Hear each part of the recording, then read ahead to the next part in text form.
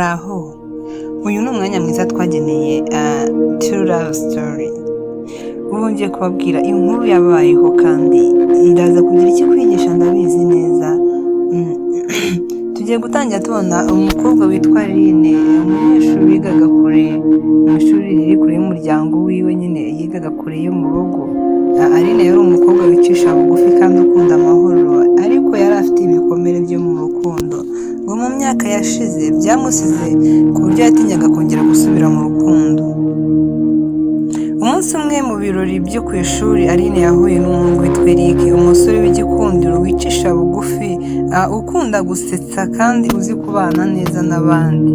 Baraganiriye, baraseka, kandi mu minsi yakurikiyeho batangiye kujya bavugana kenshi muri telefone.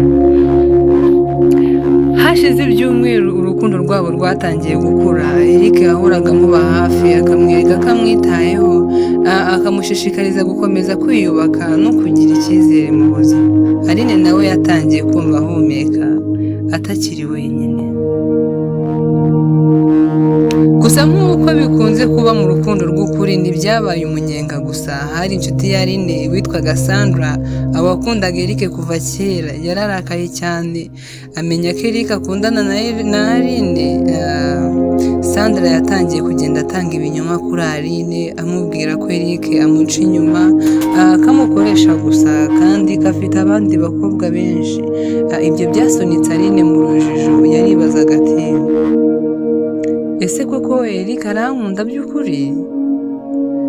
Ese ubundi kuki ambwira ko ankunda ariko abandi bambwira ibindi? Ese ntibishoboka ko Sandra ashaka kutwangiza? Ibyo nibaza Aline yibazaga mu rukundo.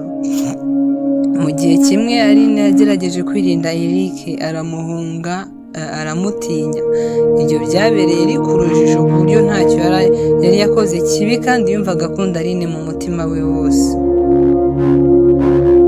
Eric ntiyacitse intege, yahisemo kuganira na Aline. Bari bicaye ku ntebe mu busitani bw'ishuri. Eric atangira avuga ati, Aline, ndagukunda, nta kibi nakoze kandi nta wundi nkunda uretse wowe. Ushobora kumbwira impamvu waba wanakize mu kato? Aline nawe ntiyatinze, yararize amusobanurira ibyo yumvishe ku nshuti ye Sandra. Eric yababajwe cyane no kubona ko uwari inshuti ya Aline ari ushaka kubatandukanya.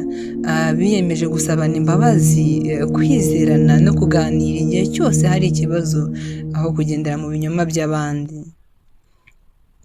Nyuma y'ibyo bibazo urukundo rwabo rwakomeje gukura. Bize kumva no kumva undi, guca bugufi kandi kwirinda guhurwaho amagambo y'abashaka kubasenya. Mu minsi yakurikiyeho, Aline na Eric bashatse kubaka icyizere cyabo n'umuryango wabo.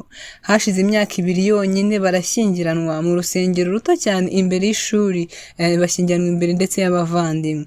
Icyo gihe Sandra yari yarahindutse, amaze kubona ko ibyo yakoze byari bibi, aza kubasaba imbabazi. Baramubabariye kandi byose birarangira.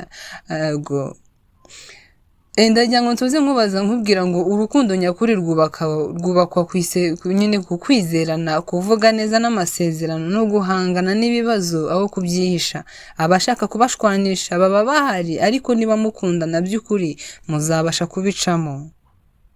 Ntimwemere ko ibinyoma by'abandi bishwanyaguza ibyo mwubatse. Urukundo nyakuri rurihangana, rwihanganira ibigeragezo kandi rwigira ku makosa.